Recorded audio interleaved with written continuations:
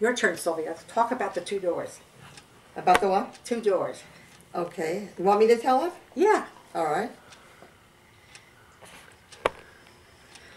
We had just moved back from California in 1923, and Grandma and Grandpa rented this apartment at 985 Simpson Street in the Bronx.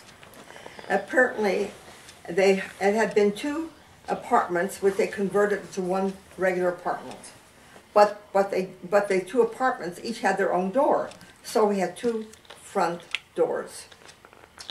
One day, when Belle and I were home alone, I don't know where our parents were, the front door bell rang. Belle stood beside me when I opened the door, and there stood a salesman. And he asked, "Is your mother home?" And I said, "No." "Oh." He says, "I have a sample I'd like to give to your mother." I said, "Okay." So he handed me a box of soap. And I thanked him, and I shut the door, and he went away. Again, the doorbell rang, but this time it was a second front door that belonged to the original other apartment. So Belle and I ran down to that door.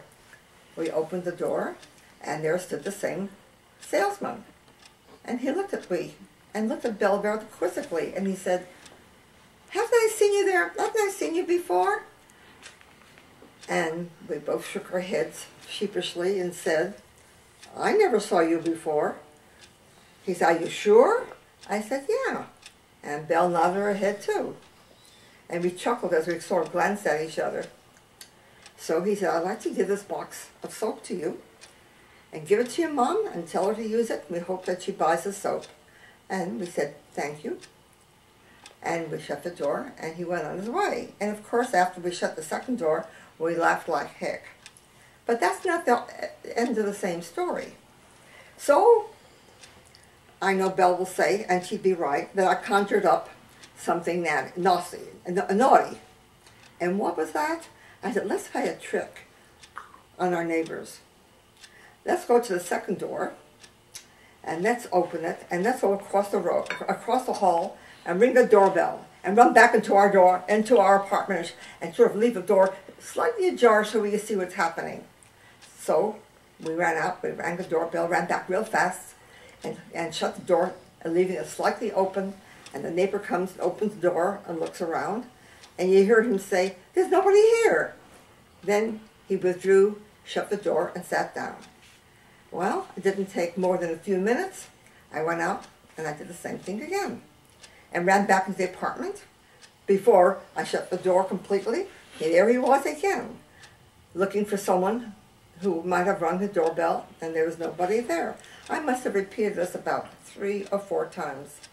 They caught you on the fifth one, right? Huh? Huh? What, Belle? They caught you on the fifth one. No, they never caught me. And on the fifth one, but I got tired of playing the game, but by the fifth one, the neighbor was so angry. He started cussing up and down and said, "I don't know who the heck is ringing my doorbell. If I ever catch that person, I'm going to wring a person's neck." And that concluded it. After that, we never did it again. And that's the story of the two doors. I like the word "we." Well, you were involved too. I know. I stood there watching. It was fun. The thing is, I don't remember the incident. But of course, she's over 3.5 years You older wouldn't than I remember a lot. That's true. You couldn't. So, because if you saw the picture from a farmhouse that you had, both of us are sitting there, you notice I'm sitting there like a little lamb, and you weren't. I mean, I was behind somebody. It was always, small. There's a cute story about that one, about the Maple Crest house.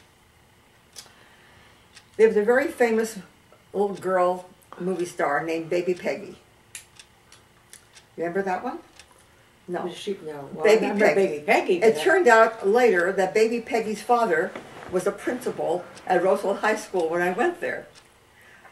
But this was a long time ago, in 1925. However, I was at Roseville High School in 1930. Baby Peggy was the Shirley Temple in the 20s.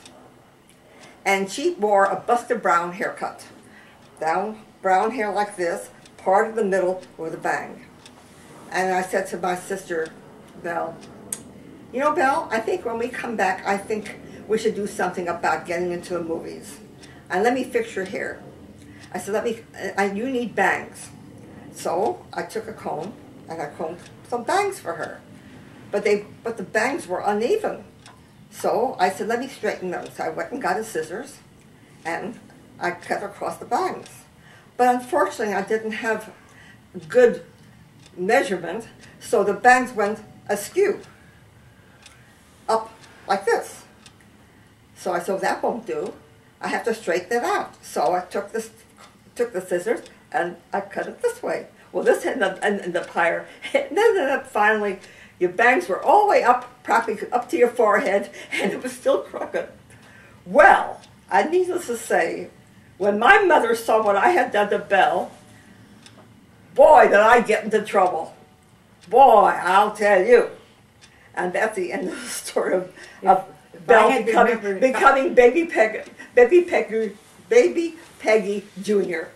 I'll tell you something. I still remember, with nothing to do with that, we were on the 4th floor, and there was a wall, and there were windows on this side and windows on this side. And Papa sat in a chair in the middle. And he cut my hair. Papa used to cut my hair. Is that right? Yeah, I remember that. I didn't know that. And I to this day, I'm still standing there while he cut my hair. But see, I can't remember a lot of the other things because basically, like I said at the beginning, I was a follower.